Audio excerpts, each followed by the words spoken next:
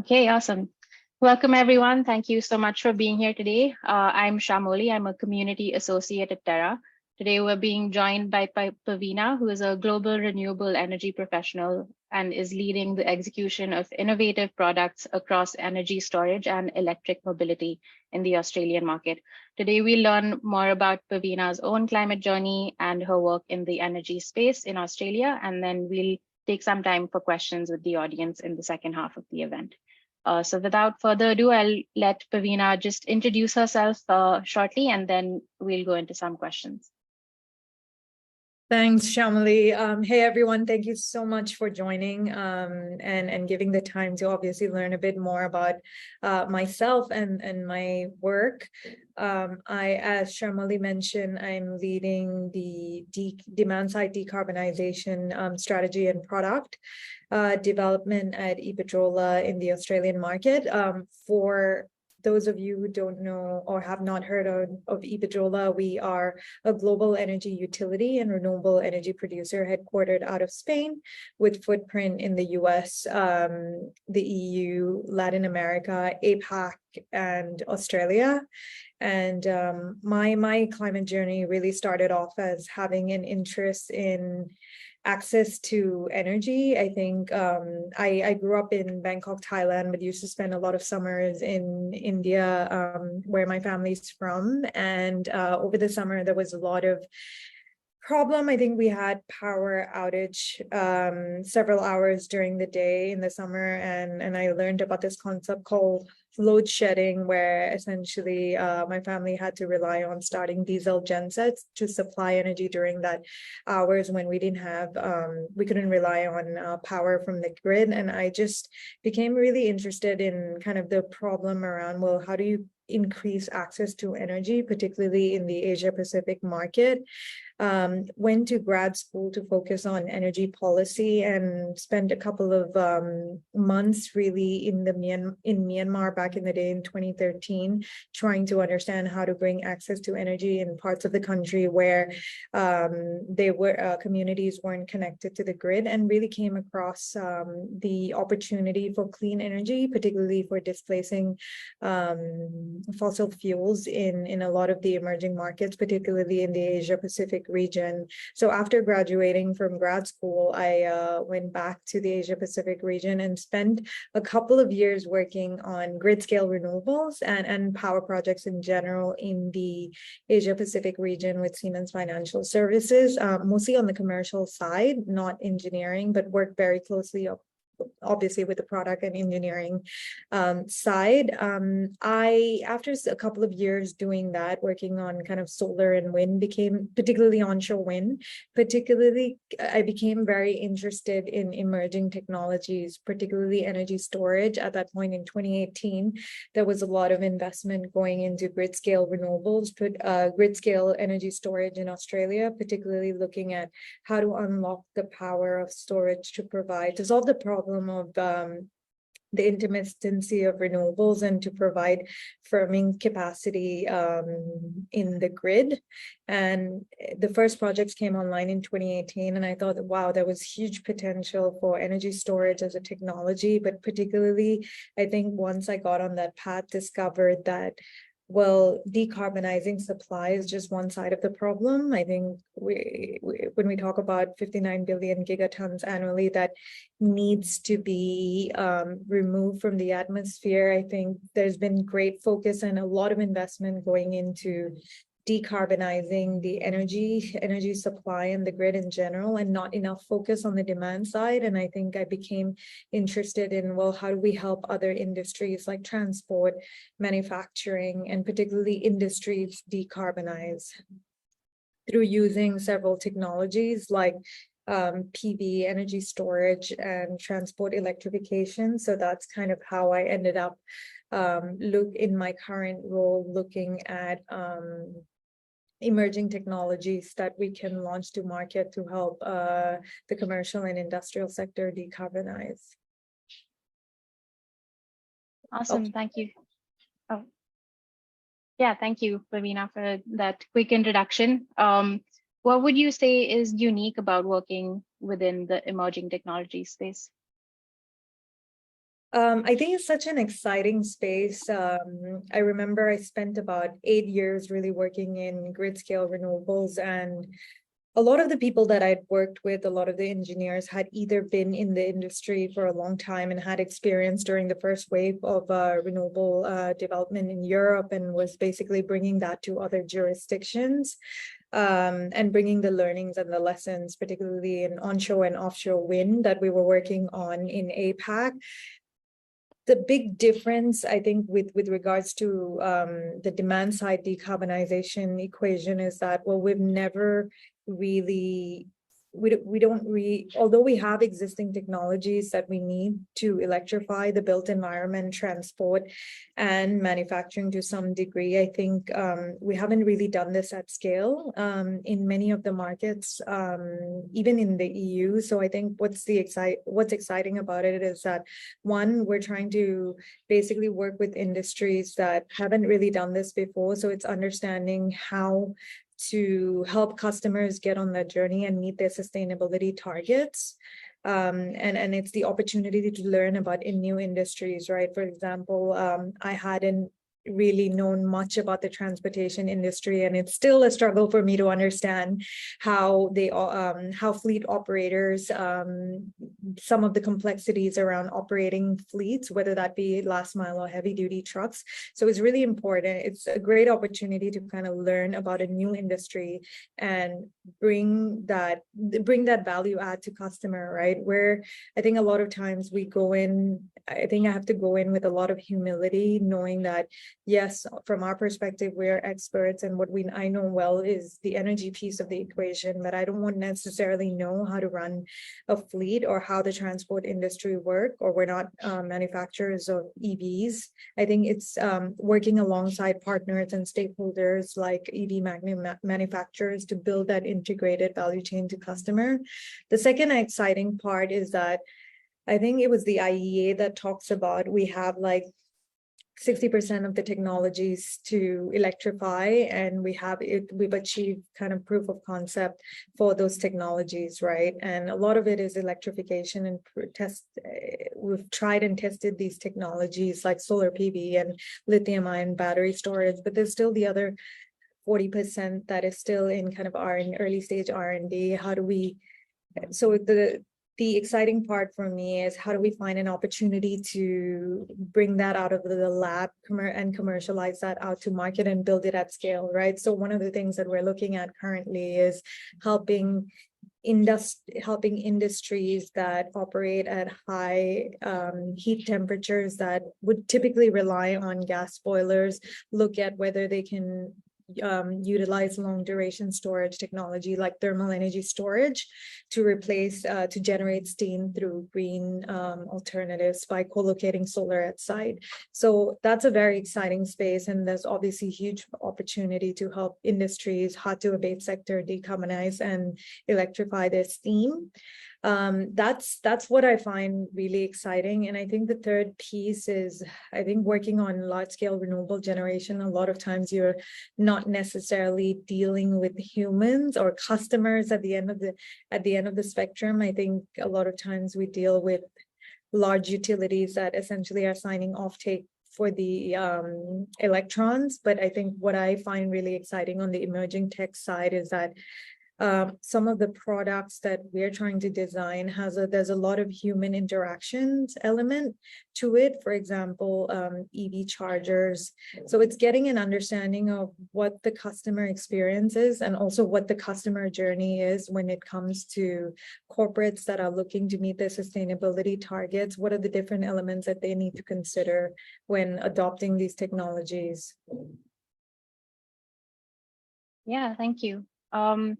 I think you spoke to this a bit in terms of kind of managing the expectations and bridging the gap between different stakeholders. But what would you say is the biggest challenge about working in this space? Yeah, there are a lot of challenges. I'm just trying to see which one to pick. I think the biggest thing I would say is still it comes down to economics. And I think particularly for the commercial and industrial sector, where a lot of times customers are trying to meet their ESG targets, but B, I think a lot of times depending on the type of subsidies available for the certain technology, I think the economics has to stack up for customers. And I think this, I'm really speaking obviously from the Australian perspective. I think the circumstance would be quite different in the US, where we're seeing that the IRA has really brought down the costs, the upfront capex costs for the technology to almost 40% for certain technologies, and the same similar subsidy programs available within the EU through the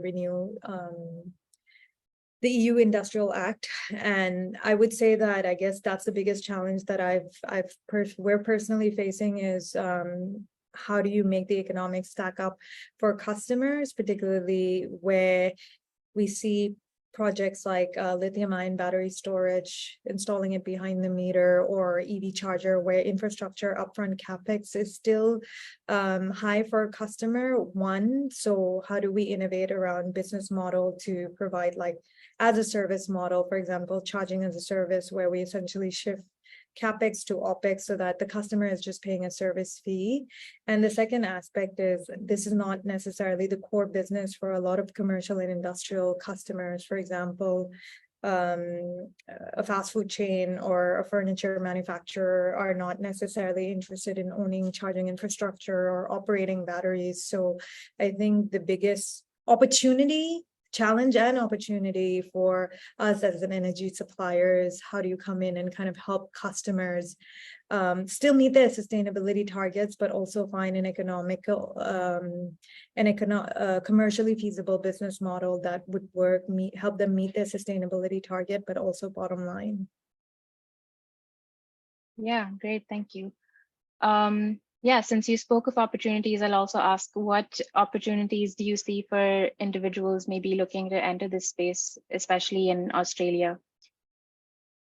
I think I'm happy to answer that question on a global perspective. I think it comes down to the first question that you asked, Sharmali, which is that what's so exciting about working in emerging tech. I think for me, as I mentioned when my experience with working in utility scale renewables, I found it was a lot of the people that I'd worked with had industry expertise and had worked in different jurisdictions already in grid scale renewables. So I think it made it harder to break into the industry. Whereas what I'm finding with particularly new business models and disruption happening on the demand side of the equation at the consumer, both the residential and commercial sectors, that there's opportunities for new entrants to enter the market, right? Whether that be new talent from traditional tech or influx from finance as well.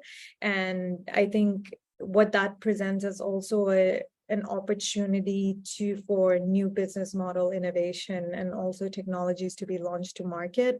I think the scale of the problem is so big globally, and we're seeing big shift and big momentum in many markets through government subsidies. Like I mentioned, the US through the IRA, in the EU, particularly UK, and here in Australia as well. But then Japan, India also have their own incentive target. For example, India's looking to launch $2.5 billion subsidy program for onshore manufacturing of battery storage. So I think there's the scale of the problem is so big, but also the opportunity and the momentum and subsidy programs available globally. So I think that the momentum's never been better for someone looking to enter this space.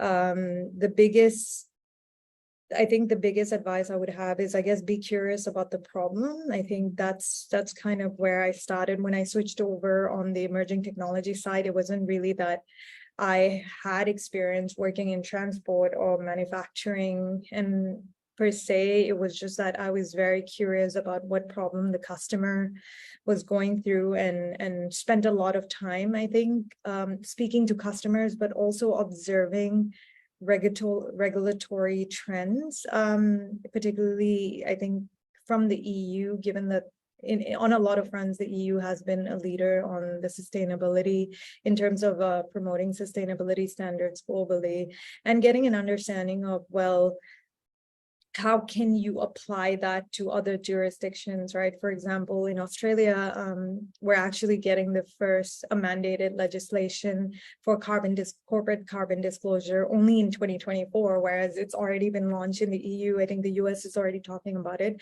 So I think it's important to kind of observe trends in other markets, but also understand how you can localize that solution, because I think it's important that to consider that although a lot of the technologies are transferable, there's a lot of local regulatory environments that you need to consider when it comes to energy and decarbonization.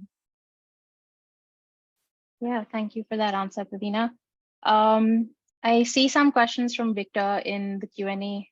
Victor, if you want to just go off mute and ask your question, feel free to do that.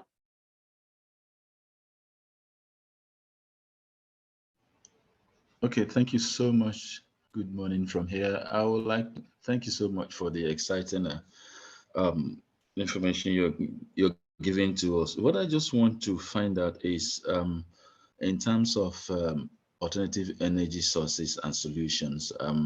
I'm from Nigeria, where there are so many, I mean, where obviously we have energy challenges, massive one. And I'm thinking about a solution for small businesses because I run a small business myself, and it's very expensive and challenging to power anything because the public power source isn't stable. Now, is there a solution that you already have or that you will recommend? Because I'm looking at that.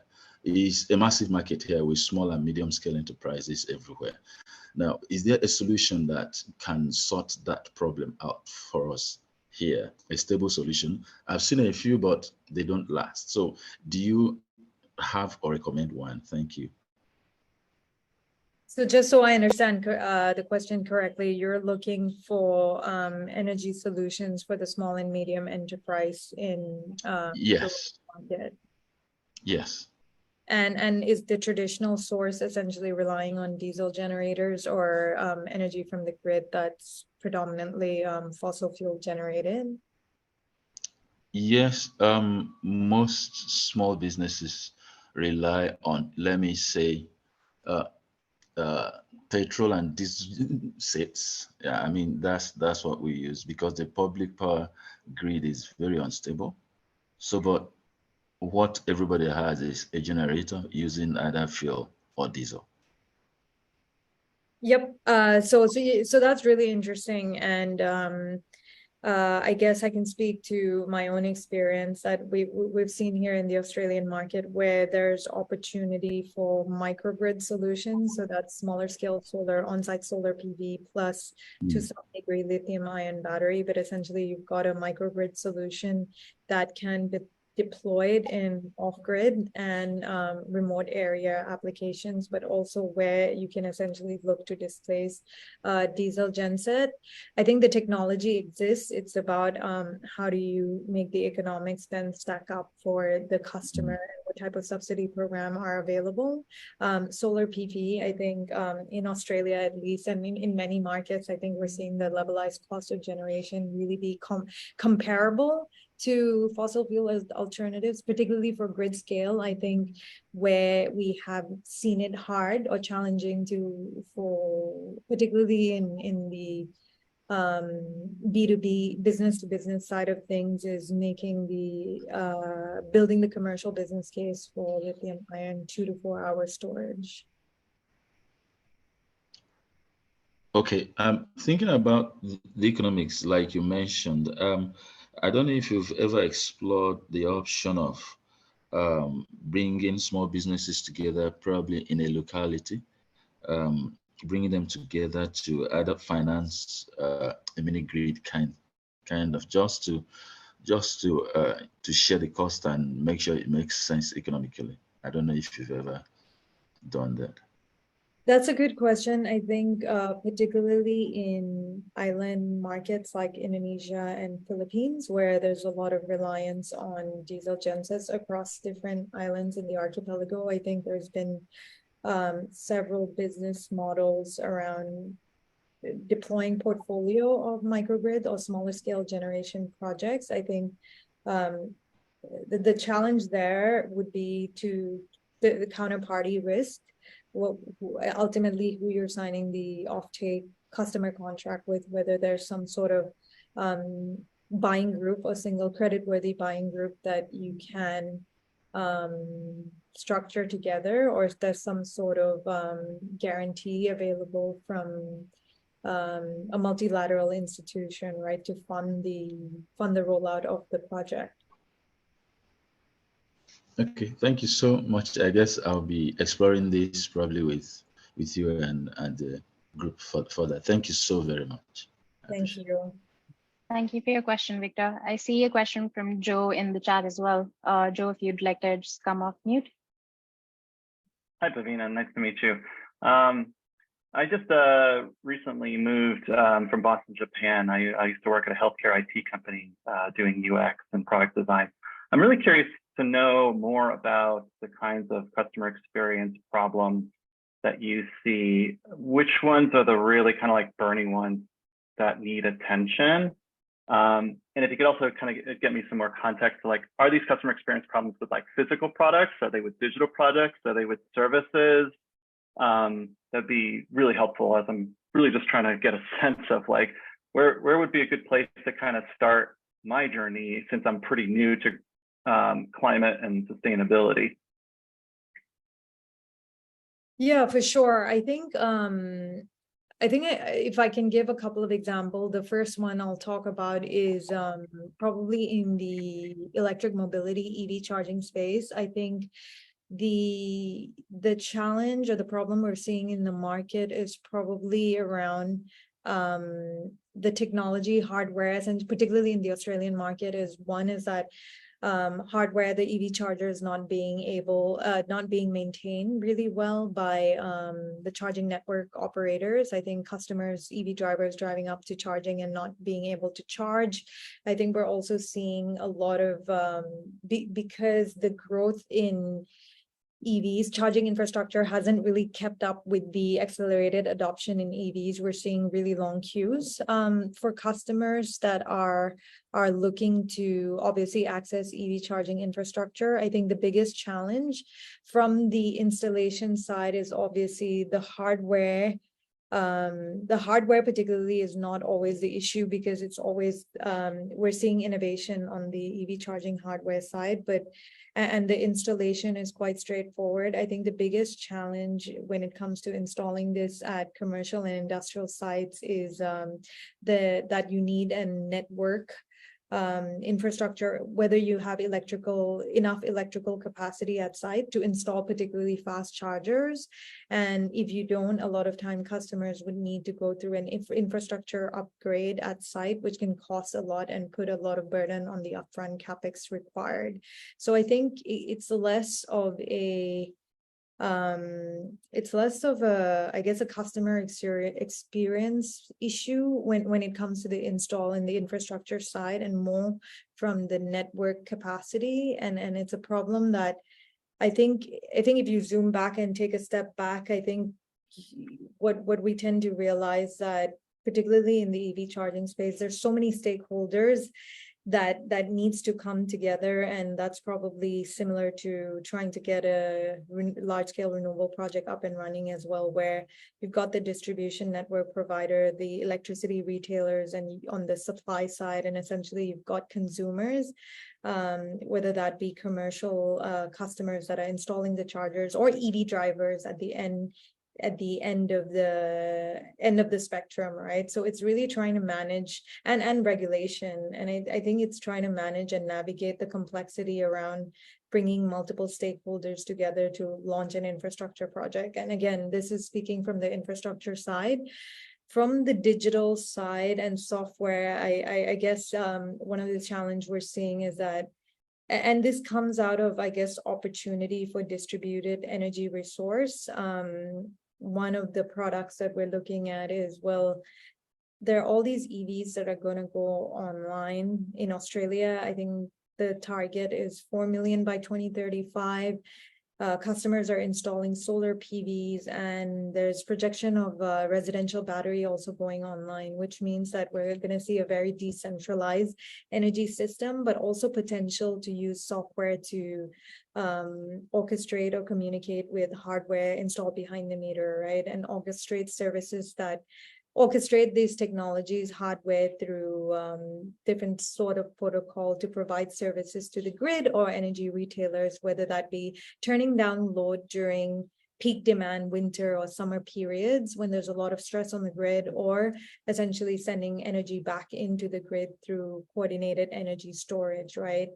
Communicating with multiple energy storage installed behind the meter, like a fleet of batteries. So I think what we haven't figured out as an industry is, one, how do we do this at scale? Two, how do we communicate the value proposition to customers, right, for using and optimizing their assets? Like, I think some of the business models we've seen in the market, yes, customers are getting paid for aggregate distributed energy resource aggregators to access their load, their energy storage, or turn down their load, but it's still not fully clear what the value proposition, what the monetary value is for customers to participate in these demand side response programs.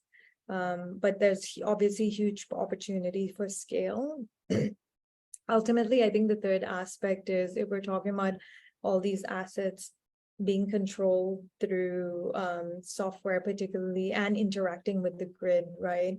If we then talk about bidirectional energy flow to and from the grid, like, for example, models around vehicle to grid technology, trying to unlock storage within the EVs to send energy back into the grid, which has really been trialed at small scale around the country, but around the globe, but haven't really been scaled anywhere. I think the question that's still open, and I think we think about this a lot as an electricity retailer, is what are the critical infrastructure or cybersecurity risks that we need to consider?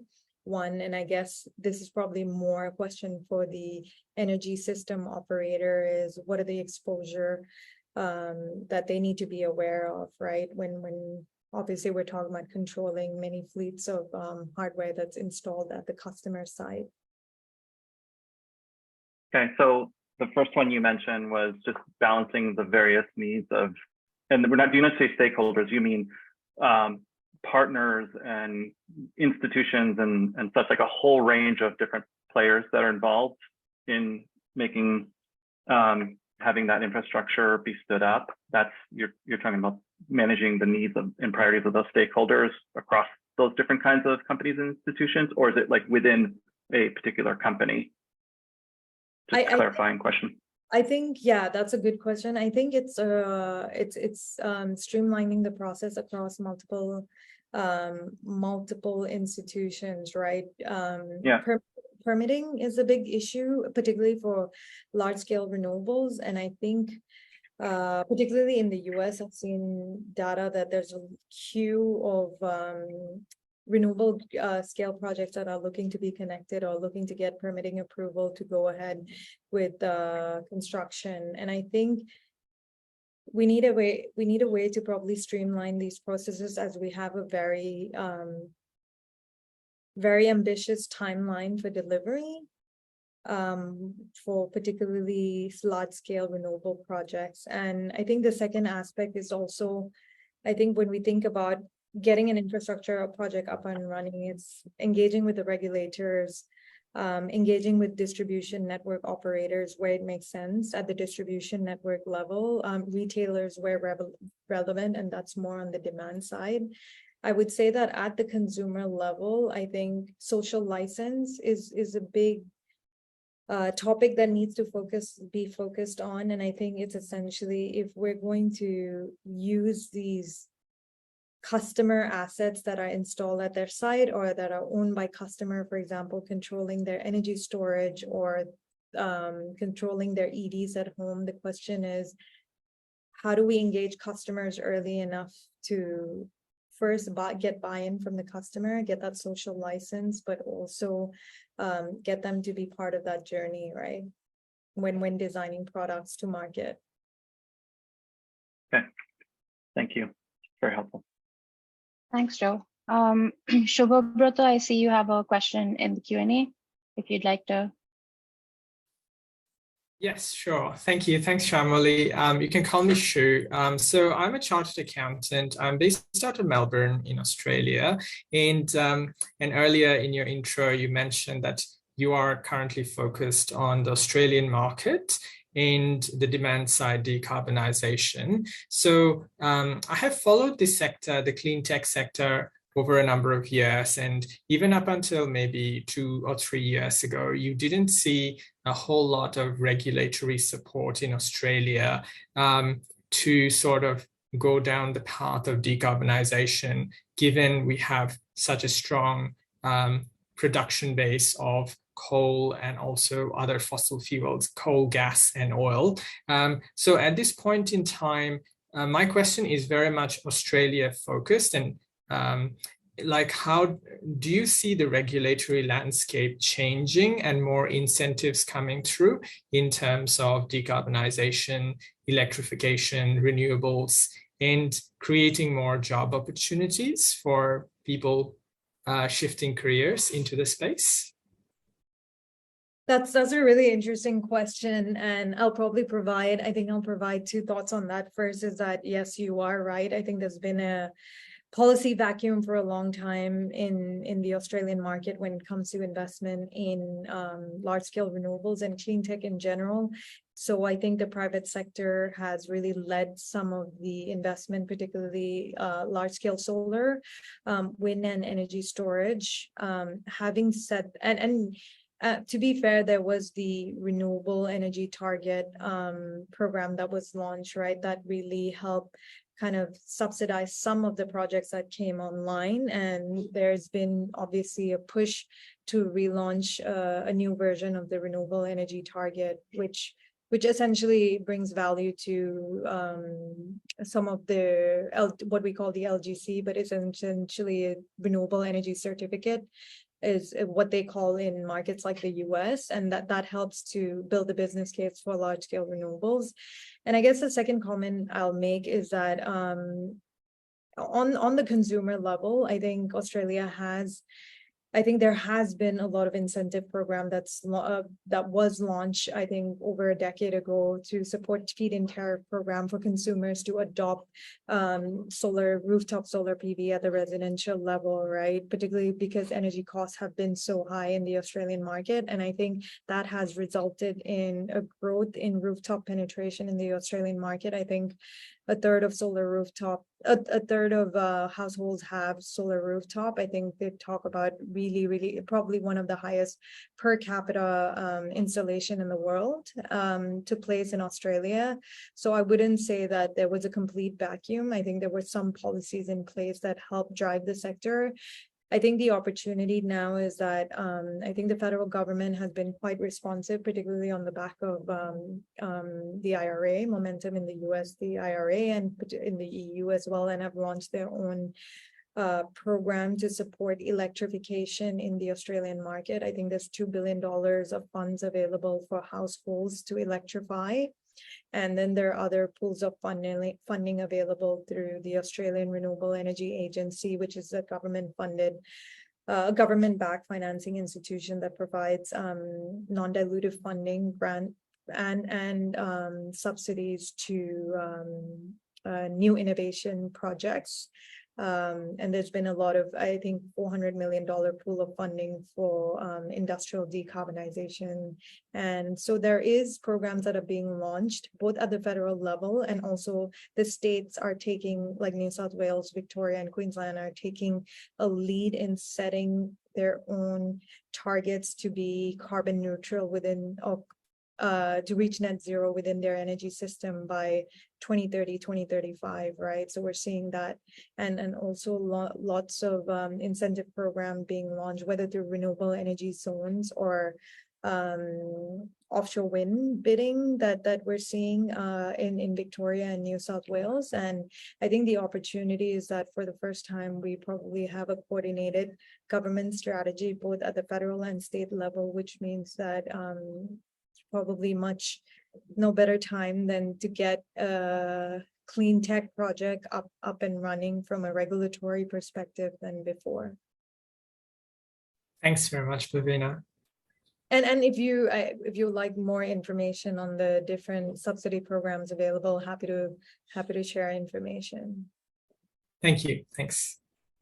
Thanks for the question. Siddharth, I see you have a question as well, if you want to go off mute. Yes, hi, I joined a little late. Sorry for that. But I am seeing that there is, in India at least, there is some inroads being made in the steel sector. Some big groups are using hydrogen as an alternative. So do you see it as a successful fuel for the steel sector? But I don't see anything happening in the cement sector. I have been closely watching these two sectors. The cement guys are way behind their targets and schedules. So do you see that hydrogen also could be used in the cement sector? I have to be honest, I'm not an expert on hydrogen, so I don't cover hydrogen.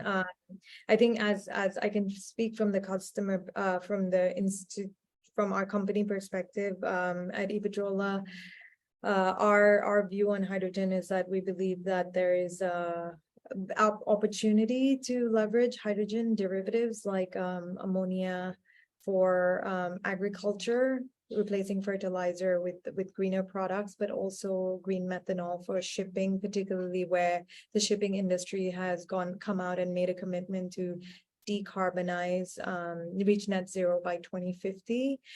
With regards to the cement industry, there has been a couple of technology providers that have come out to market claiming that they have a solution to help the cement industry decarbonize. It's not a hydrogen product, but I'm happy to pull it up and share it with you after. So I'll be looking forward because there's a lot of not only opportunity from the decarbonization point of view, but commercially also there could be a lot of opportunities because there's a big gap in India, which could be done something about. And also for the steel sectors also, like the bigger groups have gone into the exercise, but there are still many smaller players who could also be helped come out of this cycle of getting carbon emissions.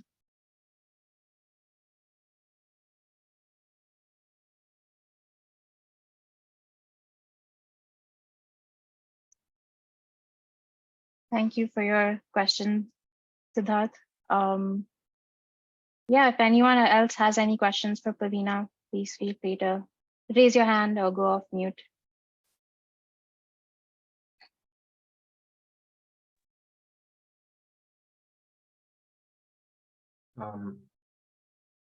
Yeah, Prateek, go ahead. Yeah, okay. So I was I'm finishing my master's right now in environmental engineering. Our primary focus is on how to harness and manage water resources and treatment. And my minor is in climate change and climate change as well as renewable energies. My brother lives in Australia and I'm planning to move there next year. I wanted to understand what the renewable market is for an environmental engineer like myself. How much of the energy sector in Australia is focusing on water resources? How much is focusing on solar? Or have they just let the water resource engineering go? Or I just wanted to know the distribution and the demand for people wanting to move there for water resource engineering or renewable energy. Yeah, I can comment probably from the energy perspective. I don't cover water. There's a big focus on large scale solar generation, but also solar battery. I think there's been a lot of renewables that have come, large scale renewable projects that have come online. A lot of the coal, I think there's a large amount of coal-fired power plants are coming towards the end of their life and are expected to exit the market by 2030 and early 2040. So there's a lot of huge need for renewables to fill in the gap, but not just variable renewables, generation, but renewables plus energy storage. So I think the government at this level has, particularly in New South Wales and Victoria, has a lot of a subsidy program available for grid scale storage and storage capacity. Okay.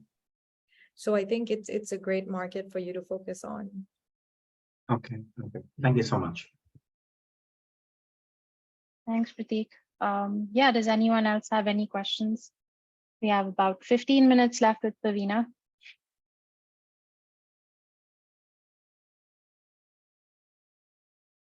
If not, we can end early and give Pavina some of her time back in the day.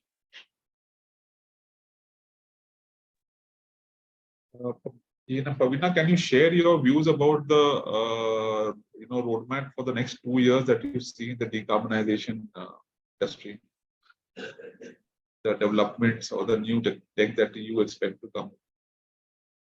Yeah, over the next 2 years. And is there a focus on any market, or you're saying that, or are you asking just in general?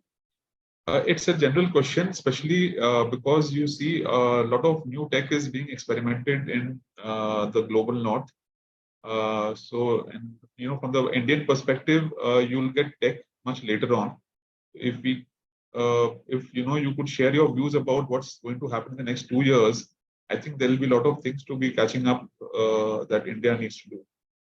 Yeah, I'm not sure if you were on the call, but I was referring earlier that I think the federal government in India were looking to launch a $2 billion program to onshore energy storage manufacturing in India. I think one of the biggest trends we're seeing, particularly post-COVID, is supply chain constraints within the broader clean tech industry in general, and that is true for getting access to solar PV panels, wind turbines, but also energy storage. So I think part of the big strategy with the IRA and also in the EU is really, there's been a lot of talk about nearshoring or onshoring supply chain, right? So setting up local manufacturing capacity for solar PV or lithium ion storage, but also innovation around hydrogen electrolyzers and longer duration storage like thermal storage and vanadium flow storage. So I think the opportunity is looking at, well, where the demands are. I think there's huge opportunity to decarbonize in India. I think there's huge demand, right? And other markets like within the broader APAC, Indonesia, Vietnam, also that are heavily reliant on fossil fuels that will need to look at alternative forms of renewable energy generation and being able to onshore that manufacturing capability facility. I think the second trend that we're also seeing is, particularly within the electric mobility space, is a lot of, again, onshore manufacturing being set up in the broader Asia Pacific region for EVs. And a lot of local and regional brands that are being launched, particularly as EVs become mainstream and there's kind of very competitive pricing due to the market now becoming more competitive and more, we have a mass market type of EVs being launched to market. In terms of the new technology, I think, as someone pointed out, I think we haven't figured out how to decarbonize the hard to abate sectors like cement, steel, mining and aviation. And I think from what we've seen is that there's a lot of focus right now on how do we invent new technologies that are going to help these sectors decarbonize, like sustainable aviation fuels, longer duration storage, like I mentioned, thermal storage. I think and heat pumps are technologies that have existed for a long time, but how do you actually apply it and to use case to help these industries that operate at very high temperature decarbonize? So it's really finding the business model and the use case for these technologies and really being able to bring the cost down, particularly for electrolyzers for hydrogen, bring down the cost of the technology, down the cost curve. Yeah.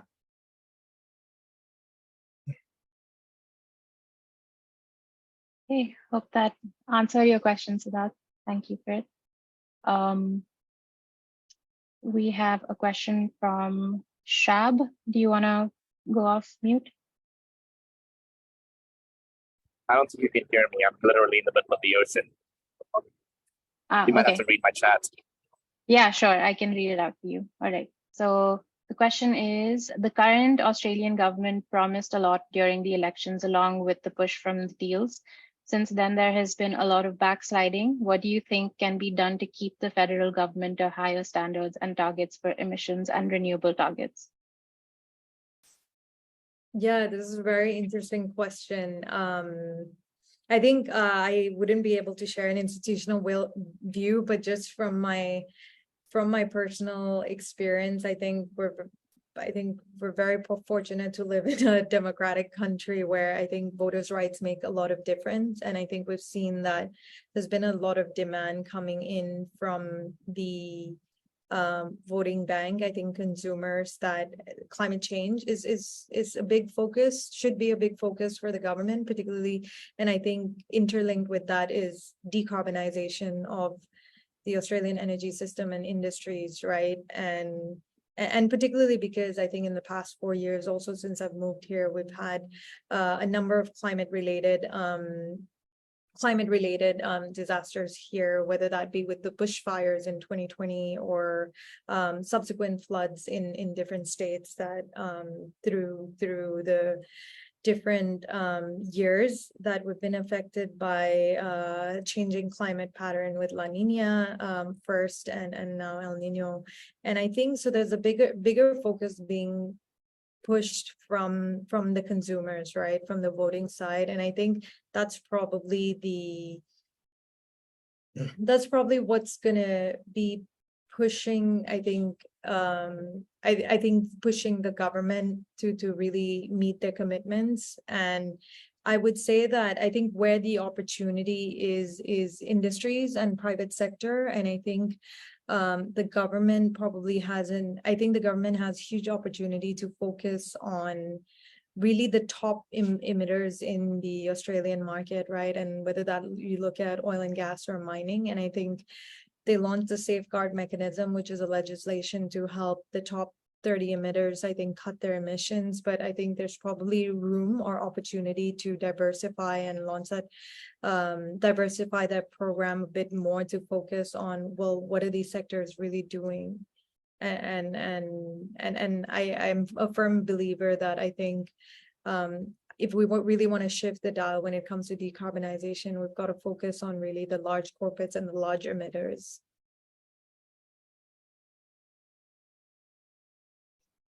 Thank you for the question. All right, is there anything else folks want to ask Pavina?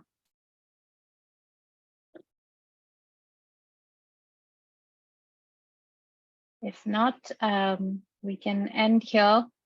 Thank you so much, Pavina, for all of your insight and all of the questions answered.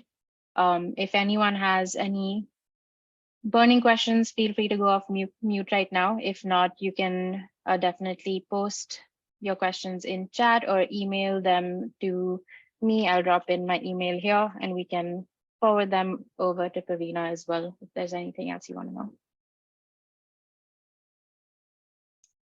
Thank you so much, everyone, for participating, and thank you, Pavina, for your time. Thanks, everyone, and happy to connect over LinkedIn, or I'm happy to share my email if you have any follow-up questions. Thanks so much. Thanks. Thank you. Bye. Thank you Have a good one, very everyone. much. Bye-bye.